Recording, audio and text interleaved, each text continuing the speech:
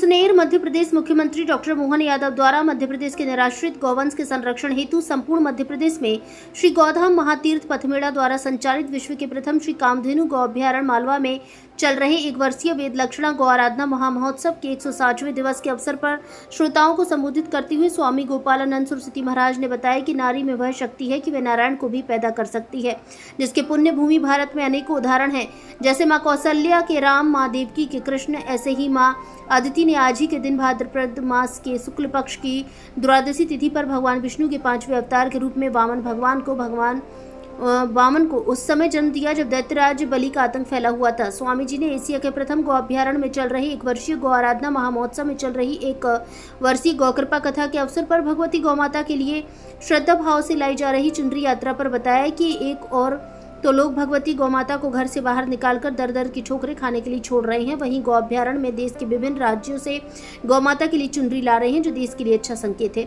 और मध्य प्रदेश के राजगढ़ जिले की जीरापुर तहसील क्षेत्र के गौभक्त माताओं एवं पुरुष वर्ग का आभार जताया कि आज महोत्सव का 160वां दिवस बीत रहा है, लेकिन अभी तक सबसे ज्यादा संख्या में भाव के साथ सैकड़ों की संख्या में गौभक्तों के साथ चुनरी यात्रा लाने में पूरे भारत में राजगढ़ जिले की जीरापुर तहसील अग्रणी रही है। साथ ही महाराज जी ने चुनरी यात्रा लाने वाले गौभक्तों एवं माता बहनों से आह्वान किया कि आप एक संकल्प ले लें, जो अपने अपने घरों से गौमाताओं को घर के बाहर छोड़ रहे हैं, उनके साथ रोटी बेटी का रिश्ता ना रखा जाए। पूज्य महाराज जी ने भारत के यशस्वी प्रधानमंत्री जी के नवीन आवास पर दीप ज्योति के रूप में प्रकट हुई गौमाता के आगमन पर खुशी प्रकट करते हुए प्रधानमंत्री जी से आग्रह किया कि गौमाता राष्ट्र का प्राण है और गौ बची तो राष्ट्र बचेगा। इसका संकेत देने के लिए ही आपके नवीन आवास में दीप ज्योति रूपी गैया मैया आई हैं।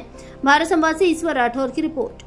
अभी एक सुंदर प्रयोग हुआ है एक जगह, एक गांव है, गांव का नाम तो हमें ध्यान में नहीं आ रहा है, लेकिन उस गांव में कोई भी आदमी अगर गाय माता सूनी छोड़ दे तो उस गांव की 150 माताएं वो सीटी लेके जाती, विसल होती है ना, रेफरी बजाता है वैसी, और उस आदमी के घर के बाहर खड़ी होकर के 15 मिनट तक जोर जोर से वो सब औरतें मिलकर सीटी बजाती है। उस आदमी को लज्जित होकर के वो गाय माता को वापस घर में लाना पड़ता है। जब तक वो आदमी घर में गाय माता नहीं ले आए वो सीटी बजाती रहती है। तो माताएं ऐसे प्रयोग करने लगी है।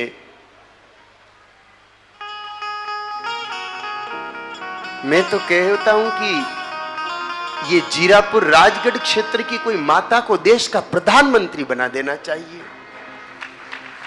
अनपढ़ होनी चाहिए लेकिन पढ़ी लिखी नहीं, ये पढ़े लिखों का दिमाग खराब होता है।